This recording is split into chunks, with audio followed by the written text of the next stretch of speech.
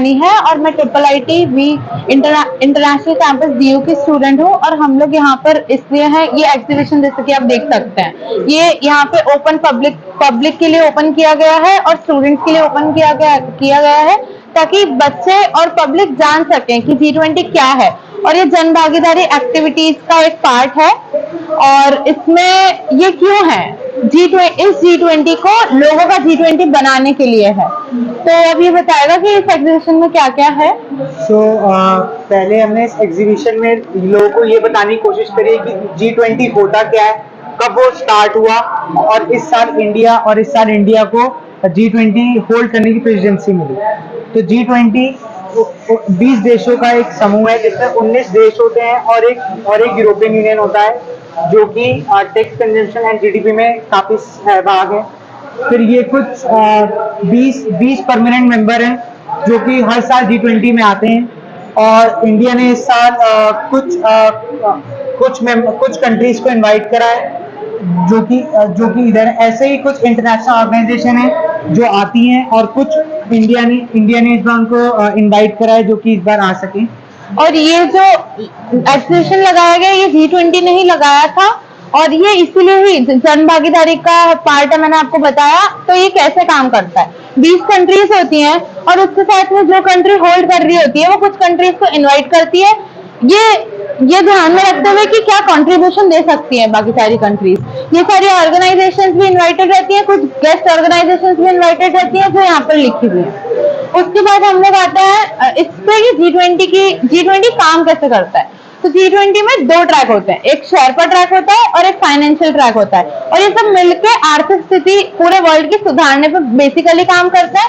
और इसके आसपास के जो इश्यूज है, मतलब जो आर्थिक स्थिति में कंट्रीब्यूट कर सकते हैं, उन सारी सिचुएशंस को भी ये लोग देखते हैं कि कैसे रिजॉल्व हो सकती हैं।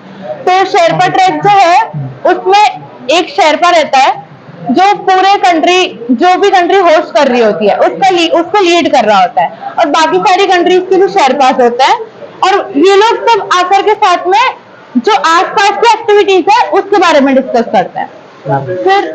फिर फाइनेंस ट्रैक होता है। फाइनेंस ट्रैक का मेजरली रोल होता है कि वो माइक्रो इकोनॉमिक इश्यूज को बोलते हैं जो भी फाइनेंस रिलेटेड होते हैं, और जो बेसिकली होता है ये फाइनेंस मिनिस्टर और सेंट्रल गवर्नमेंट और गवर्नर्स होते हैं जो कि फाइनेंस ट्रैक को लीड करते हैं ड्यूरिंग दिस।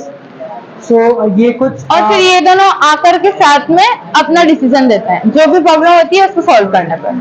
ये कुछ प्रीवियस G20 की समिट है, जैसे कि जो पहले US में हुई and in 2008, then later on it goes to 2022। तो ये वाली समिट हुई थी, इसका स्टार्ट कैसे हुआ था कि एशियन फाइनेंशियल क्राइसिस आया था जो थाईलैंड से चालू हुआ था, वो सब हुआ। उसके बाद में ये सारा चालू हुआ, फिर धीरे धीरे जो इश्यूज आते गए उनको रिजॉल्व करते गए।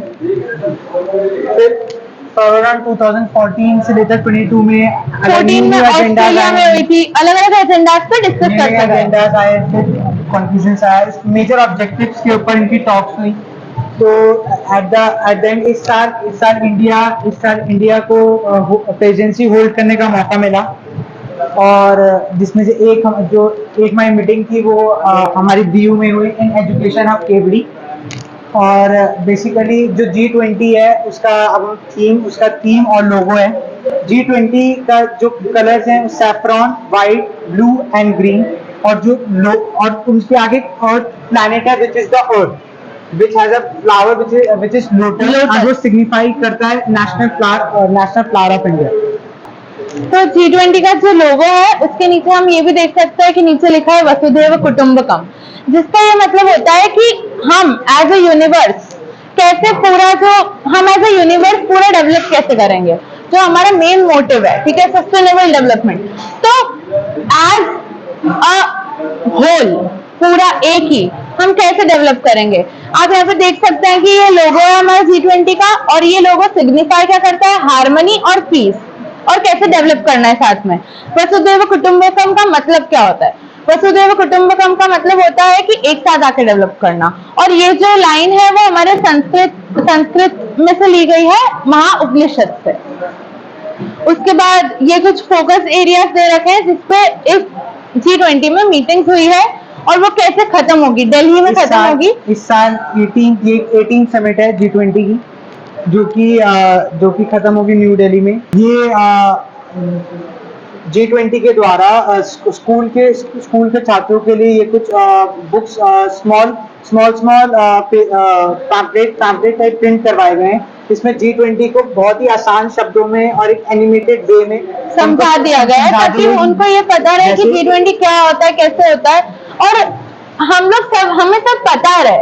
आज G20 हो रहा है, बहुत सारे लोग होते हैं जिनको पता ही नहीं होता है कि G20 क्या है। और हमारा ये एग्जीबिशन कराने के माध्यम यही है कि हम बच्चों को बता सकें कि G20 होता क्या है और इसके फायदे क्या हैं।